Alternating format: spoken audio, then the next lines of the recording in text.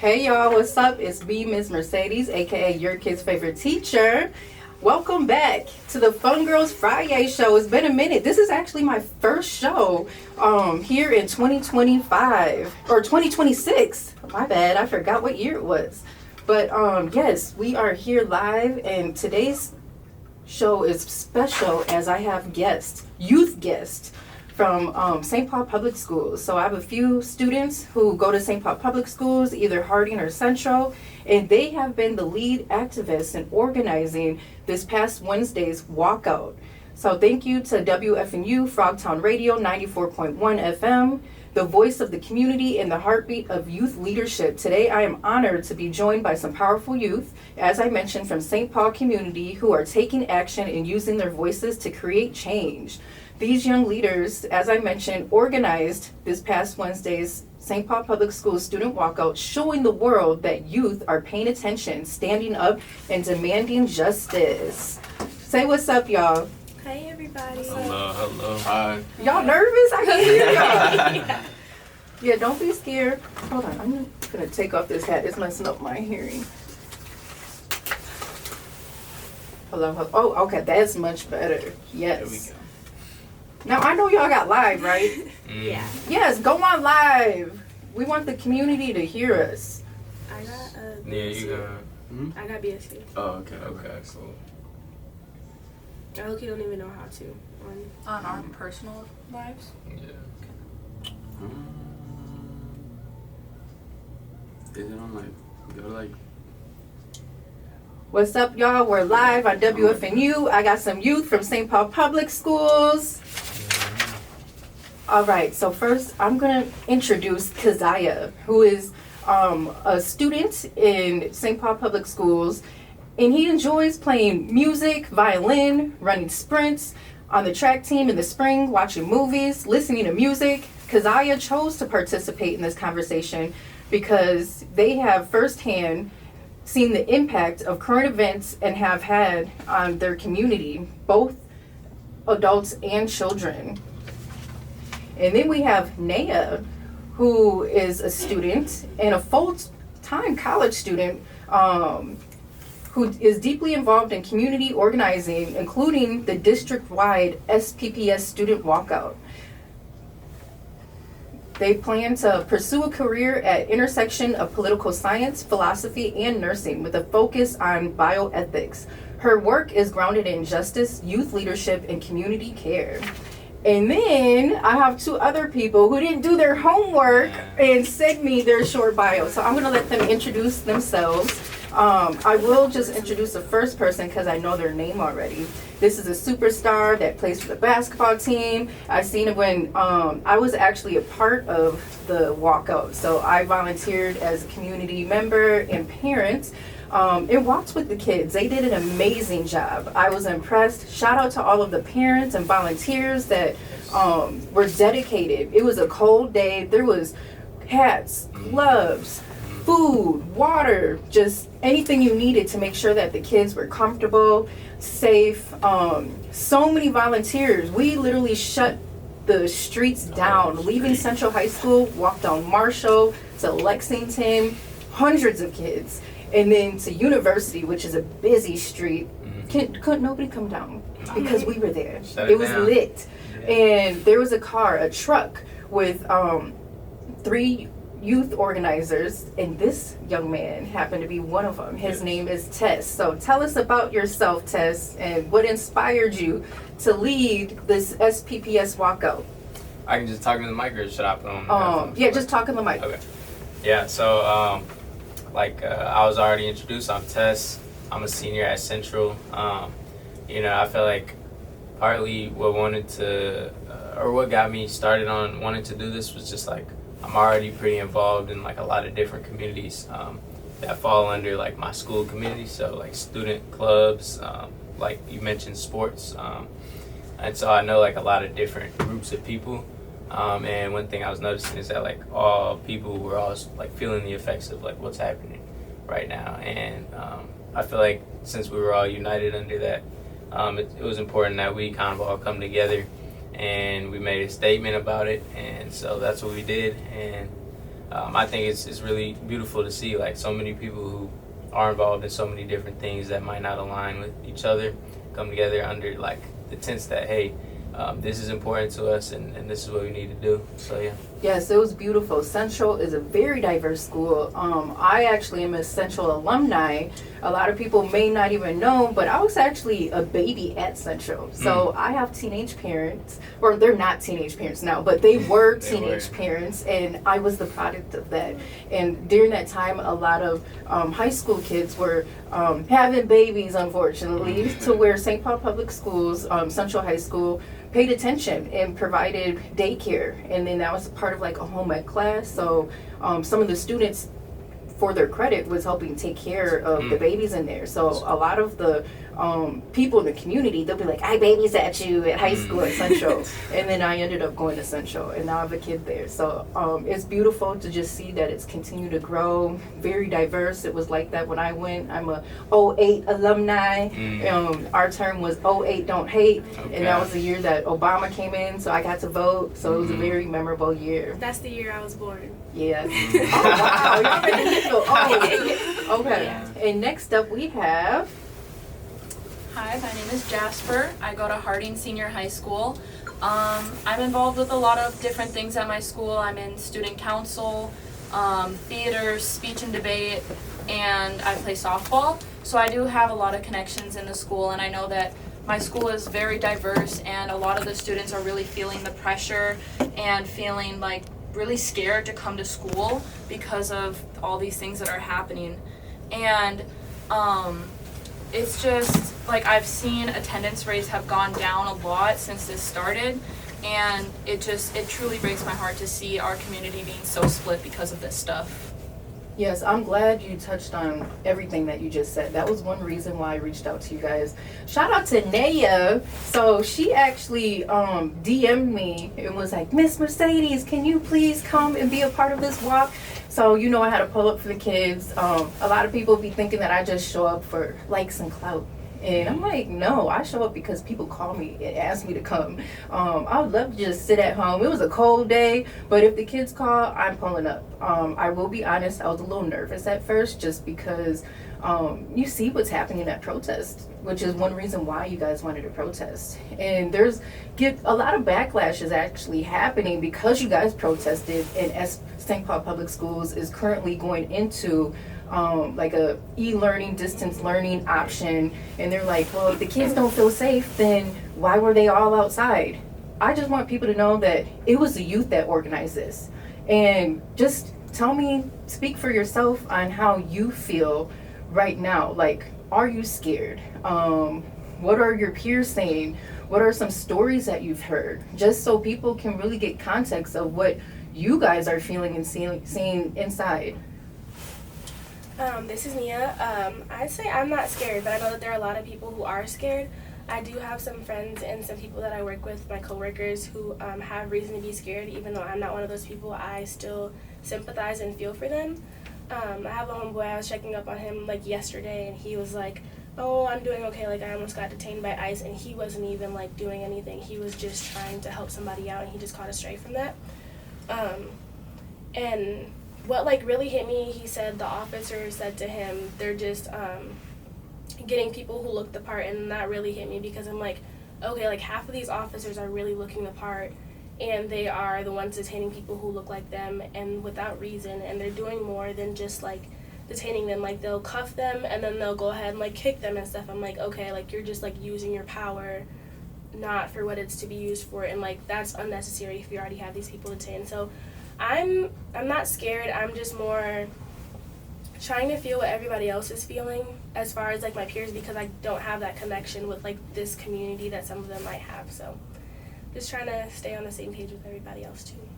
I love it. I love that you just said, I'm not scared, but I'm realizing that they're just targeting people that may even look like me. We are U.S. citizens. My name is Mercedes Consuelo. I'm not even Mexican, but that is a Mexican name. So I do think about like, okay, if I were to get asked, I could be potentially harassed even more just because of what my name is. And I do have a unique look. So I fit the description, and it depends on if my hair is straightened or curly or not. Like they're not even there for you, and they'll find reason to get you anyways. Like it's just without reason, without like thought, and they're just doing it to do it. Like they have no like real motive, and then it shows that the government isn't really training these officers because they're just doing whatever they feel like doing. So, yeah. All right, Keziah, we want to hear from you. Yeah, this is Keziah, and for me, what it really is, I guess I'm in the same area as Nia, where I personally don't feel like the fear exactly, but at the same time, I do have peers, and also part of it is also, as students, a lot of people, it's also their parents and adults who are more scared, and it leads to these students to have to support them and provide for them in situations. So it's like, as students, I feel like if we had the ability to do something, I felt like it was right.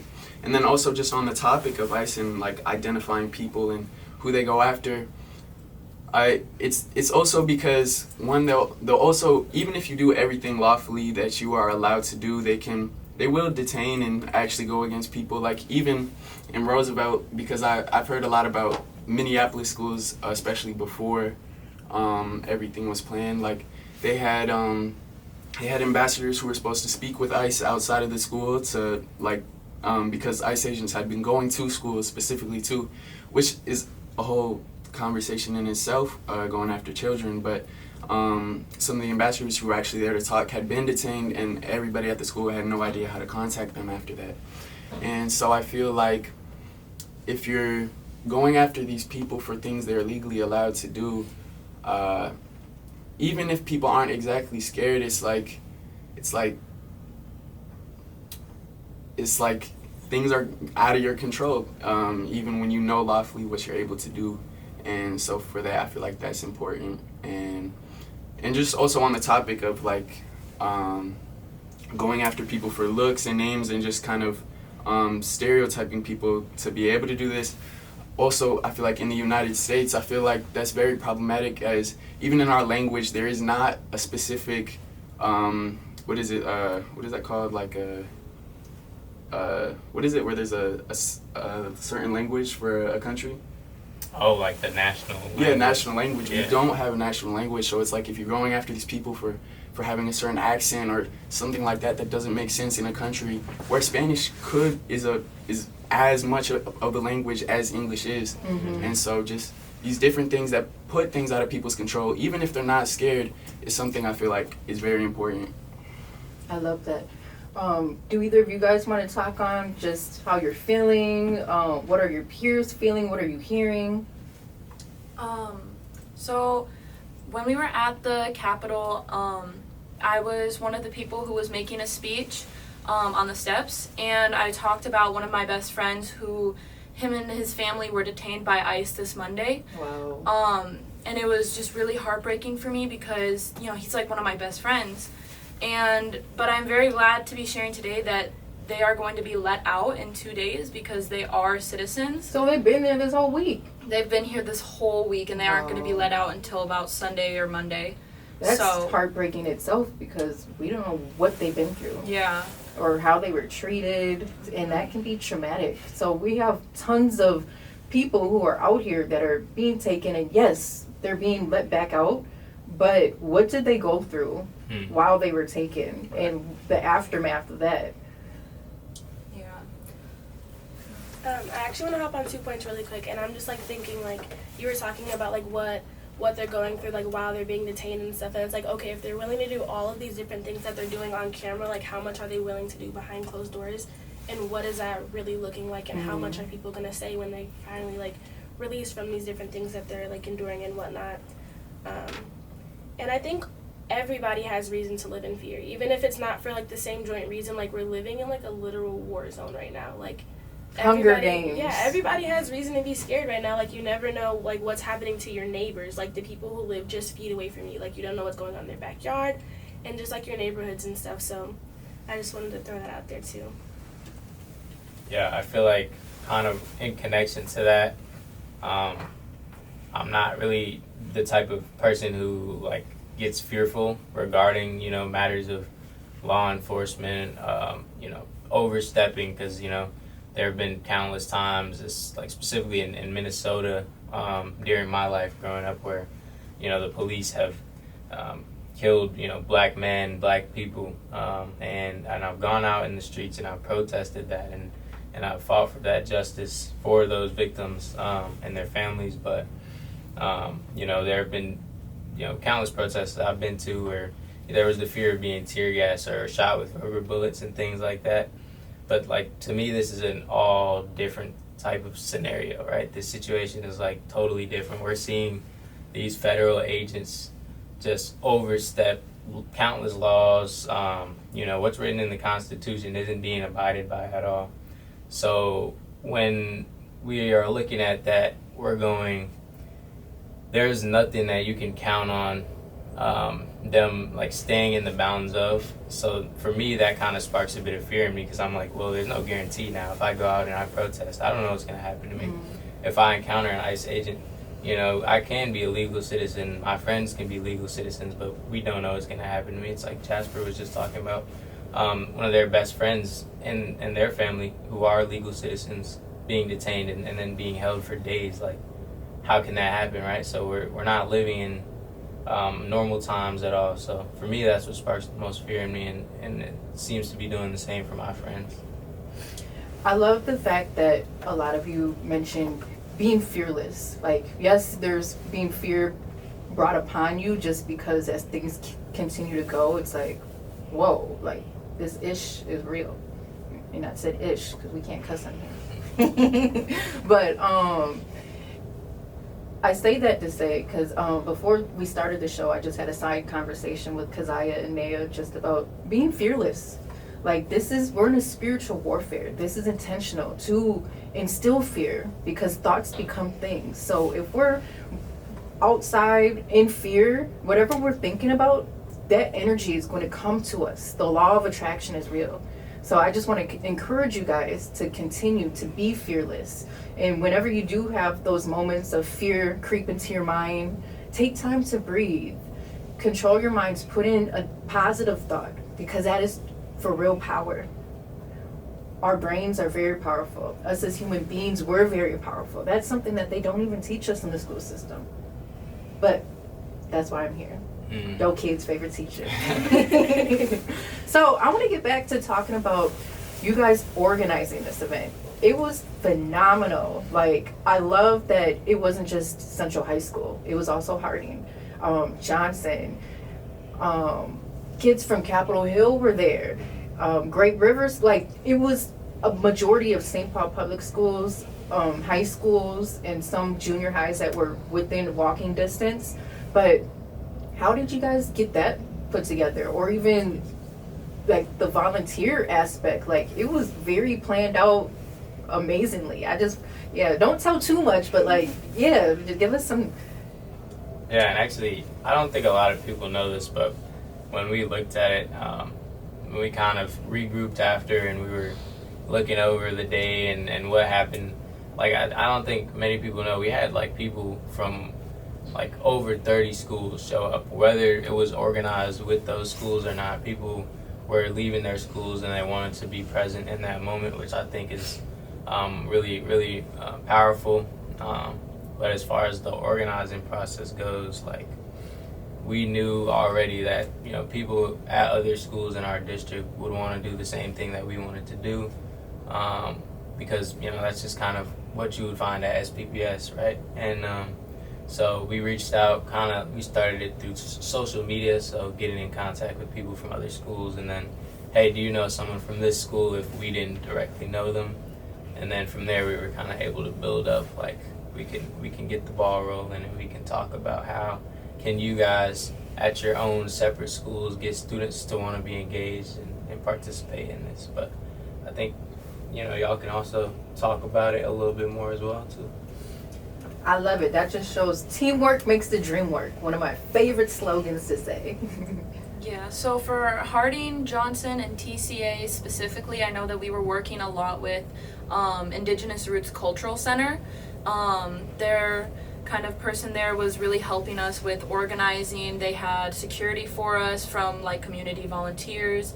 They had vests, bullhorns, whistles for everybody, so they really helped out a lot.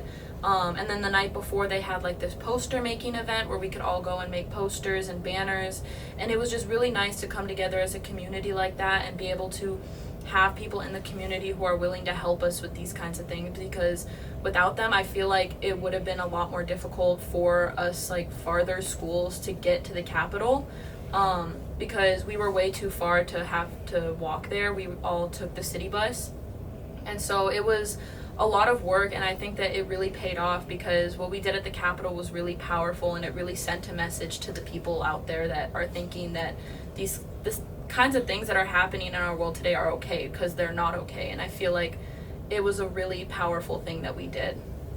I just want to creep in real quick. You're right, it was powerful. I do community engagement, so I feel community as I'm a voice for community. So all I do is listen and then find ways to respond and help, bring solution.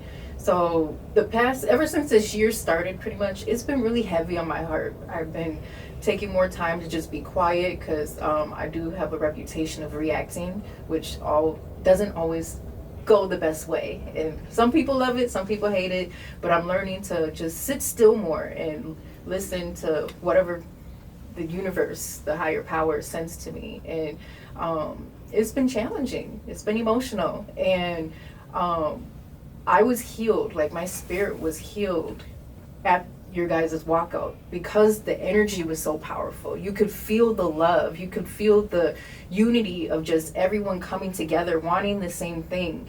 So energy is real, and that's something that you're able to create yourself through music. Like I had a boombox and we created a vibe. Your chants, like when you can bring things together in unison. So kudos to you guys, y'all did that. And I told Naya, I was like, start journaling, just like the diary of Anne Frank. Like, this is history. You guys are making history. This is something everyone who was there is going to remember. So 15, 20, 30 years from now, people are going to be coming to you for this story. So just write it down so you remember exactly how you were feeling in that moment. I guess I also wanted to speak on just like, there's planning before the event, but also actually during the event, there was a lot of maturity shown between the students planning it. And like, I guess more specifically, like when you're bringing that many people to one location at once, there's a lot of people at once. So it was kind of split up in different groups at the Capitol. And when we had to take time for everybody, to gather around for students to actually speak, and we had a song, the students actually, I think, showed a lot of maturity by being able to get everybody into one space and to really show the amount of people there and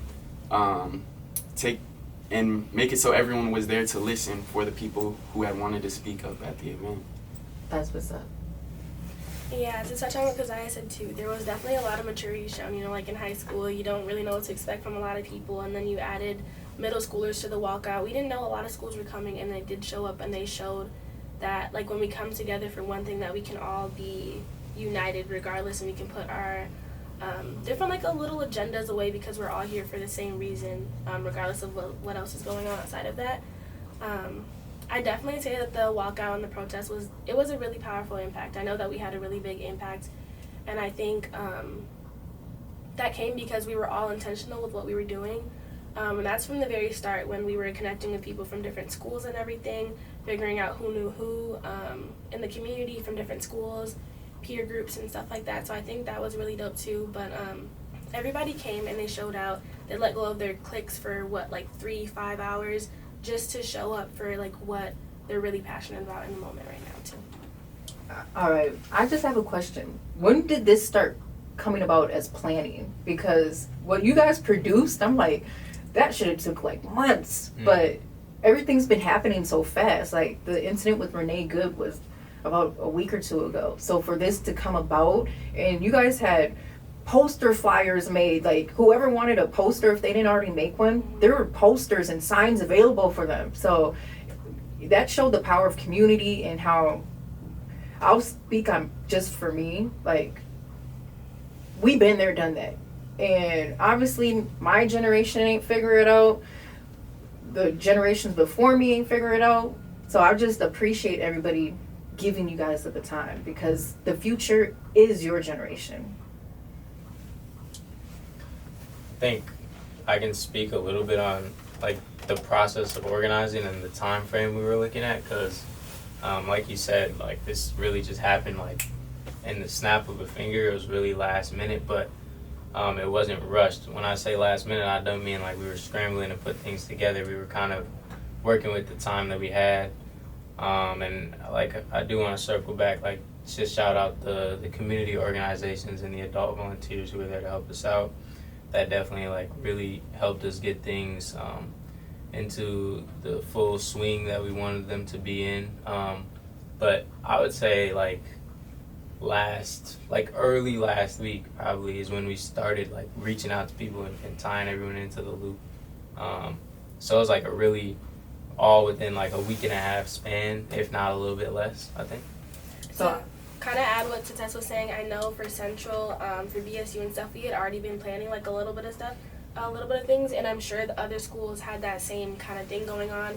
And then with the death of Renee Good, that was literally I think the day of or the day after we were planning for BSU, and we were like, okay, yeah, like now, like this is like, that's the last straw, like we're gonna do something now. And then that's when things really started getting in order. And then we found out people from other schools were already like figuring out what their schools needed. And then I do want to give like round of applause to Highland too, because while they didn't actively like participate in the actual walkout, they could identify what their school needs were, and they could understand and express that their school community needed like them there, instead of like actively participating in a walkout and stuff. So that was really dope too. But planning, wasn't scrambling. Everybody kind of knew what their part was. Everybody was helping out and stuff. So too, yeah.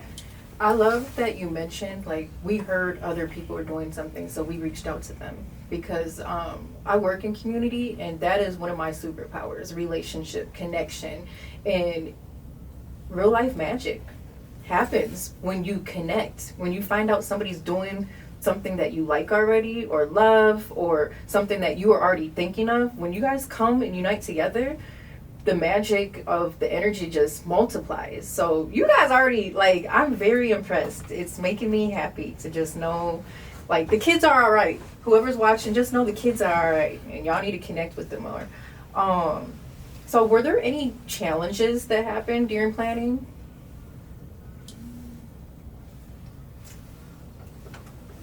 I'll just say one quick thing, and then I'll see if anyone has anything else to add on to it. I feel like as far as like gauging when we wanted to do it, we ultimately went with the 14th, but there was like some push and pull whether we wanted to take more time to make sure it was like as well organized as possible. But from what we were hearing from like the student body overall, from I think all schools, most people didn't feel like waiting that long was like the right way to go about things, because like things are happening literally like as we were organizing. We were like, we want to go about this like in the now and as soon as possible.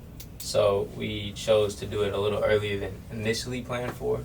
But I feel like it was just all due to necessity and the timeliness of it, yeah. I know personally at my school at Harding, we had a lot of debate going around about whether we were going to participate or not. I know that I didn't share the information with the people at my school right away because I wanted to wait until we had a full plan. Mm-hmm. But a lot of them, they have friends at other schools, and they found out about it, and they were kind of asking me about it, and they decided that going to the Capitol like probably wouldn't be a good idea. And I was telling them, well, if anybody else like does want to go in the school, like they can come with me and I'll bring them there.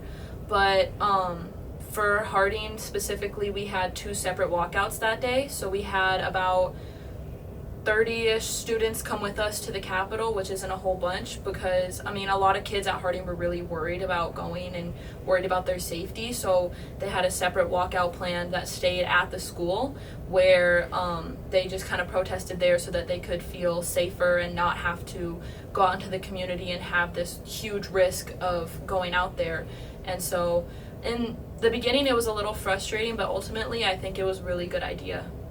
Well, I know they're feeling salty that they didn't do that walk because Central, y'all did that, and it was very powerful. Yeah. Any words from you guys? No worries. Like, we can keep going. I mean, like, I appreciate how everybody prioritized that. Like, everybody had a lot of stuff to do, sports and stuff, clubs, other things to just get done. People work, and they prioritized the walkout. They prioritized the impact that they wanted us to have. And even the people who went to school far away, like Harding, it's not a walking distance kind of thing. So making sure that they had the transportation to get there, and all that stuff, just really, yeah, it's dope how everybody prioritized that and made sure that they were there for that. And we also, like, for anyone who was, listening to live streams or any broadcast from the walkout, or just for anyone who was just there in person, like, I really appreciated hearing some students who spoke the words of their classmates who, like, chose not to be there for their own safety because they didn't feel secure showing up, right? And they were scared that, that wasn't the safest thing for them to do, which I fully respect that. Like, the students at Harding who didn't show up, props to them for still getting involved and doing what they felt was safe for them. It's totally reasonable, especially in times like these. Like, if anything, it's smart to be scared and prioritize your safety. But shout out to all the students who spoke the words of the students who couldn't be there, because it's important that they're still heard, I feel like. I appreciate you saying that, just because I don't want people feeling like, oh, I should feel salty, because no, everyone's life and experience in this life is different, and you should do whatever is right for you in that moment. So I love that. And speaking about leadership, because that's a leader, like, people don't realize, some people feel like, oh, I'm a leader because of the position I am in. But a lot of time leaders come about just from you being your authentic self, and then the community puts you in that leadership spotlight. So automatically I see leadership skills from you because you're fearless, and that's what a real leader is. And speaking on leadership, how do you guys feel about our current leadership? I'm sure you guys see the governor and mayor and politicians. I'm gonna just say my own personal thoughts. We need to step it up some. I'm a fan of New York Mayor. I just love that he be out there saying how he feels. And we're in a time where we can't do things politically safe. We can't be politically correct. We can't just say, like, the perfect language. Like, no, real stuff, real ish is happening. And we need a real leader who is unafraid to just keep it real.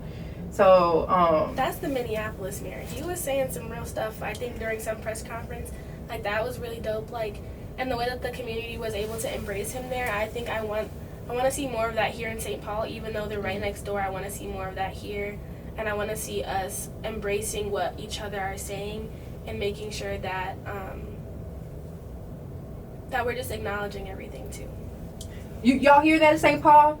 The kids, they need leadership that ain't afraid to speak on how they truly feel. Like, we need real leadership to speak life into us, hope, and give us courage to keep going, because it's crazy out here. So if y'all listening, and don't forget that we're not like, it kind of looks like we're players in a game right now. And Hunger like, Games. we're just literally, like, we're just like players in a game. Like, you've got your higher ups, and you've got the people like middle class, and you've got the lower. It's just like all of that. It looks like a game, but we cannot forget that we're actual human beings, and we require so much more than just like all of the stuff that we're seeing right now. Like, we need to have like deeper conversations. We need to open spaces where we can have those, and they don't always have to be political. Like, we can have spaces where we tell our stories, and I'm really grateful for the people who stepped up during the walkout. They said their stories. They told the stories of their peers and stuff. So, like, just let's not forget that we're human beings and we require so much more. And while what we're like experiencing and doing right now is really important, we cannot forget that we have basics to go back to at the end of the day. what she said. Yeah, I thought that was really well said. And, like, on the topic of leadership, I guess I wanted to kind of go into how, like, especially in our federal government, how, like, so many things have been in place to make us feel like as like a personal level that we're not all individual people, and like kind of putting in these ideas that divide us, and especially when speaking towards the topic of like ICE, like the government has made no mistakes on what side they take in that, and I think they make no mistake either in the topics they bring up around that, like especially with our state, like recently everything with the daycare centers and everything. Even leading up to before a lot of ICE things happened, we had already these anti-immigrant ideas that I saw, especially like even at the governor's mansion. There was many people with signs protesting to deport all Somalis, and the government, I feel like in the federal government it's really apparent that they're pushing that and kind of pushing for this divide that's happening and making people more at place even outside of all the soldiers and ICE itself. It really does come down to the people too, and I feel like the government and leadership is really they're hoping for that based on the sides that they are clearly stating. They're eating off that division. Yeah. I know that one of my friends, she's in Youth in Government, or YIG, and I saw her post on her story that our speaker for our House of Representatives was saying that it is a waste of state resources to be trying to do all these like activism things and stuff, and she was saying that this was just like maybe the same exact day where she met with the youth and government people and said that their advocacy and their activism was heroic and that it's so inspiring, and then she goes and turns around and says that it's a waste of state resources. I think the hypocrisy is just insane.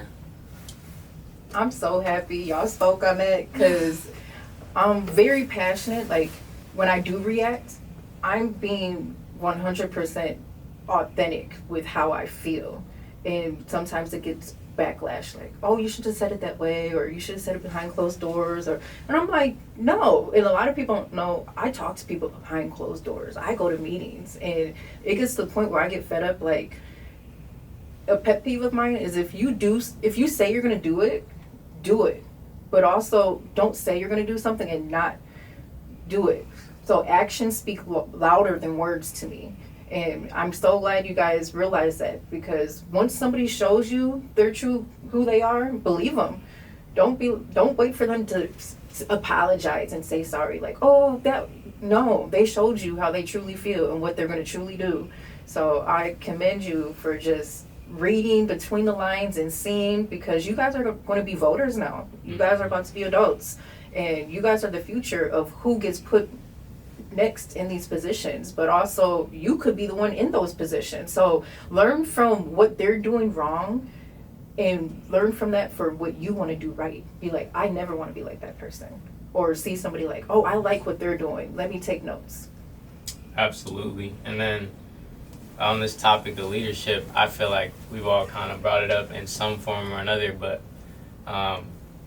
in my opinion and in my mind, from what I see, a lot of politicians, that align on like a Democratic side, they kind of exist in their seat off of, like we said, words and not actions, right? So when these things happen, right, we see these federal agents being deployed into our cities. Nia was talking about Mayor Fry earlier. And, the same officer that murdered Renee Good in broad daylight, there was legal justification to have MPD arrest him. They chose not to arrest him, right? We're seeing a lot of these more Democratic elected officials neglecting to condemn ICE actions and what's going on, not just in Minnesota, but I feel like across our country right now. And, they'll say these things, they'll make these grand statements like, I know Jacob Fry had said F ICE, he told him get out of here, and a lot of people will see that and they don't take it with the grain of salt. That is, there's no real action behind those words. We saw Gavin Newsom, the governor of California, recently. They were able to actually do something, and I think what they did was ban ICE agents from wearing the masks that, we're so used to seeing in these images of ICE agents, right? Which I think that's a step in the right direction, and I would urge, Governor Walz and the rest of Minnesota elected officials to move more so in that direction. And then the last thing I'm gonna say is that when I'm looking at all the media coverage we got during our walkout and ultimately our protest at the Capitol, I'm seeing a lot of people overwhelming support. And with that overwhelming support, I'm also acknowledging that there is a lot of people that are uneducated and against what we did and what we had to say, right? And from their point of view, I see a lot of comments talking about us being indoctrinated students and the fact that they need to fire whoever were the teachers responsible for organizing our protests, right? And I kind of see those comments and I just laugh because they're automatically aligning us as like far, liberal view having students, right? And I feel like me personally, I just align with compassion and being an empathetic person. So when they see us and they think that we're too far from what's actually going on to know what we're walking out for and know the message that we're trying to convey, I feel like if you actually say that statement and you truly believe that, you have to be in a place of extreme privilege, in a place so far from the now and the current to be able to utter those words, because for us, we're seeing our classmates, our friends being taken, and we're seeing it on a day-to-day. We're seeing the communities that we live in be so heavily affected. So of course we know what we're walking out for, even if we're not very politically versed, right? And we don't know whether it be laws or what's in the Constitution, what constitutional amendments are being overstepped and things like that. We can see with our own eyes what's happening on a day-to-day, and so that's the things that I'm seeing, and that's kind of the message that you can tell I've been waiting to get out. But yeah, for sure. Test for president. Red. I hope, you should stay in politics. I hate politics. A lot of people be like, you should run for politics. I'm like, I don't like, I like to poke politicians to do the right thing. Accountability. And when you're in leadership, you're going to make mistakes, which you're a human being. So all I'm asking for is accountability and transparency. But I love that you brought up how Mayor Frey or Fry, whatever his name is, but what he said, F ICE, but then yet your police are still standing down. I want to give a shout out to the Philadelphia police chief. She's a black woman too, but she straight up said, my people, my guys, we are protecting the community. That's what I'm looking for from St. Paul. We're in a time now, I have this Broken Robot. So if you don't already know, that is a comic book I made. But right now we're in a time where people are becoming robotic. There's this algorithm and everybody's just going with the motion. People are working these systems, not even realizing the system was made to control us. So yes, you may be in a position of power, but by you following those rules, you're working the system. It doesn't matter if you're a black person in that. That doesn't mean that you're for your people, or Asian person, Mexican, whatever. You're not helping anyone or your people if you're following those rules. So we need you, if you're working in any of these systems in any way, you have to be the disruptor. And that's where community, us on the outside, we come in and support you. And that's why the mayor of New York won, jumping in the race last minute and going against somebody that had money. Because we want somebody who actually cares about us, not somebody who is doing things for money or can talk that talk, but is afraid to walk that walk. There was just a city council meeting the other day where they were, half of them were, shout out to Anika Bowie, Anika Bowie from Rondo, because she stood up and was being fearless to go against the other city council women who were too afraid to be on behalf of the community. So shout out to her. Yes, so do you guys have any more thoughts about you? Before we move, to add on to kind of what Tess said, especially with people who had comments in opposition to what we do, ultimately, you can't control what other people think, and honestly, you shouldn't. Everyone should be able to have their opinion. But everybody that was stating something, I would ask, were they really listening to what the students were saying, what they were really trying to represent, especially in their speeches? Because I feel ultimately, people are always going to have their opinions, especially when it's something they oppose. They're not going to go in with the clear thinking. But being here today, I want to ask for anybody that's listening that put in the opposition, like really, were you listening to what we and other students were saying, or were you just kind of seeing what it was and just already formatting your opinion? Because I feel like that's where a lot of struggles in communication and ability to move on to problems can happen, especially in politics. I just want to say one thing real quick. Don't pay attention to social media. Social media is a gift and a curse. I, for one, I promote love and positivity. I do not get a lot of likes all the time. I don't get a lot of views all the time. But what they push is a lot of negativity. Of course. That's because they want you, because your mind gets controlled by what you consume. But pay attention to real life. So when you're outside, like when you were at that walk, how many people showed up? How many volunteers? How many community organizations? That is what's real. So pay attention to that. Don't pay attention to a lot of times it's bots that are responding. They're not even real. And not only that, but they want you to feel defeated and not believe, not have hope. So continue to just do what you know is right. Follow your heart. And don't pay attention to the noise, because I was conflicted with listening to the noise or getting in my feelings, or there's going to be haters. There's people that tell me fake is love, or I'm fake and I'm doing positive things for likes and clout. And I'm like, okay, say what you want and feel how you feel. But I will say, when I'm out in community, people I don't know will be like, keep going. You're doing something. Real change is coming. Real change is happening. And those are the moments and times where I get that courage to keep going, because being a leader is not easy. Especially when people don't want you to be a leader. So shout out to you guys.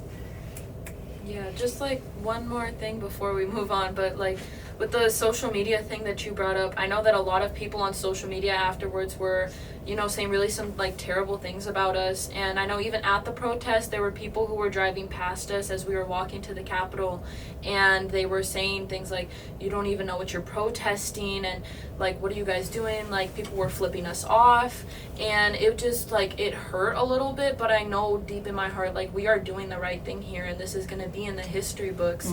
And there were people on Twitter that were saying that they hope that we catch a cold, and that saying that we were paid protesters. And I'm like, okay, so where's my money? Because I was not paid to be there. I mean, that's how I felt.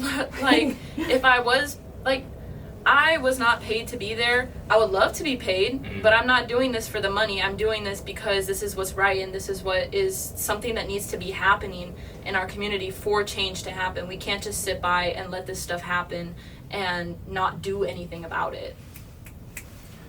Last quick thing, for any people who said it was just an excuse for students to walk out, place yourselves in the Minnesota cold. Like, it was freezing. We were all there freezing our butts off. That windshield. Nobody would have just left school, the warmth of school, to be outside that day. So, hey, shout out to all the students and the parents and the community members who stepped outside in the freezing cold and stood outside with us for a few hours. So shout out to everybody for that. Yeah. I mean, I was wearing so many layers, and yet still I was like shaking, and I saw people that were just like shaking to the bone. It was cold so cold. hours after. That cold this is stayed. for like all the people who were just kind of like disregarding like what we were doing and not supporting us, and then to the government too. Like, for the people who were disregarding it, you're not like, you can't be mad when you vote when you didn't vote, because if you didn't vote, then you're basically supporting what's wrong. And then two, I have like 5 points. And then two, like, you gotta stand for something. Like, if you're not standing, you can't be neutral. Just don't do that, because then you're standing for whatever is leading at that time. And then to the government too, like, that applies to them as well. If you're not, while you're like not endorsing all of you are endorsing this, and then when you're being quiet when things are actually happen, that's basically you supporting it, but without your words. Violence. Without your words.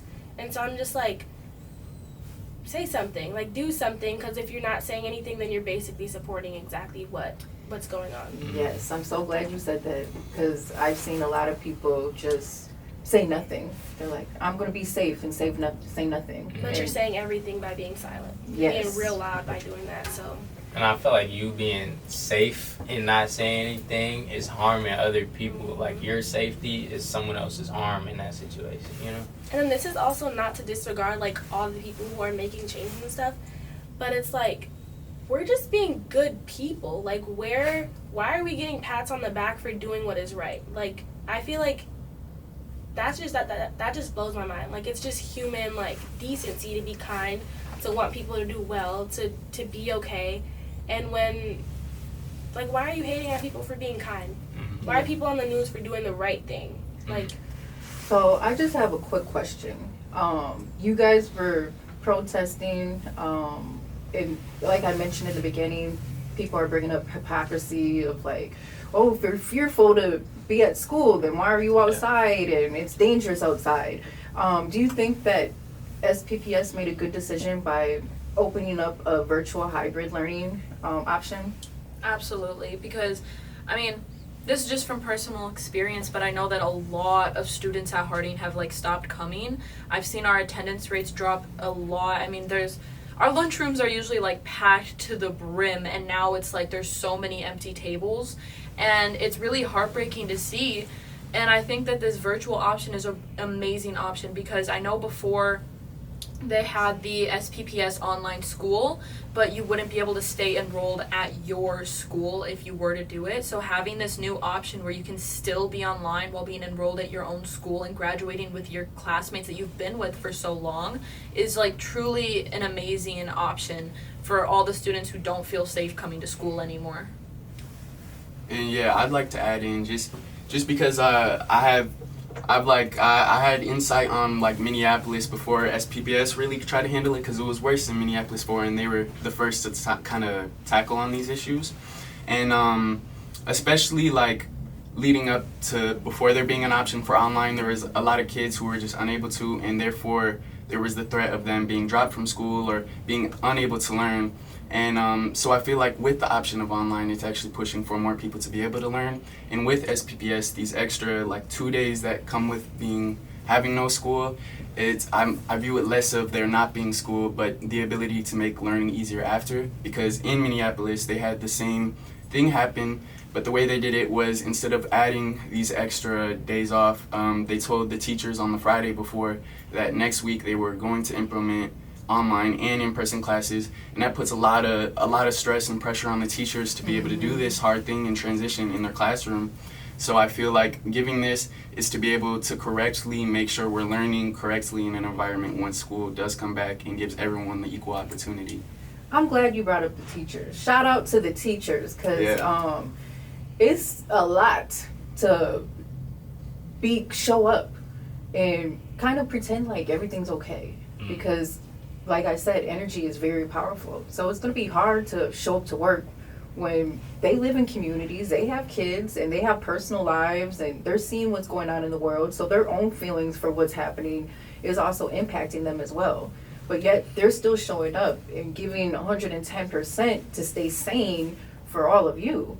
So shout out to all the teachers out in the schools, because yeah, I can speak on behalf of my kids' schools. I'm very active. I just drop off all my kids. I got 4 boys, and the energy, like I can tell, like you guys are safe here, and I believe that the teachers there will do anything in their power to make sure that your guys' safety is ensured. Just have that, and the parents too, like the people who come stay after school in the yellow vest, orange vest, making sure that students are getting on their buses, not being taken.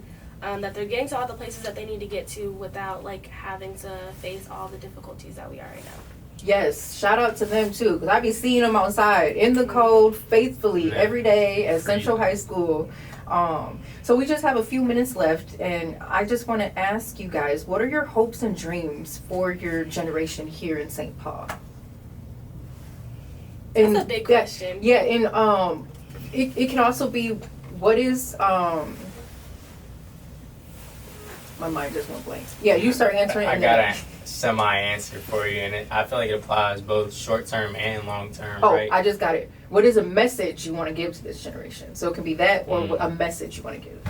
Okay, kind of a little bit of both, I guess. For our generation, like, it's so important, and we're seeing, like, just how important it is these days to support your own community, right? Like keep things locally sourced, support local businesses, support your neighbors, right? Like make those connections in your own local communities, because I feel like when things go south, like how we're seeing when the federal government and your state governments are turning a blind eye on what's really going on, and they're allowing corruption and violation of the people's rights, then who do you fall back on? And what we're seeing right now is community falling back on community.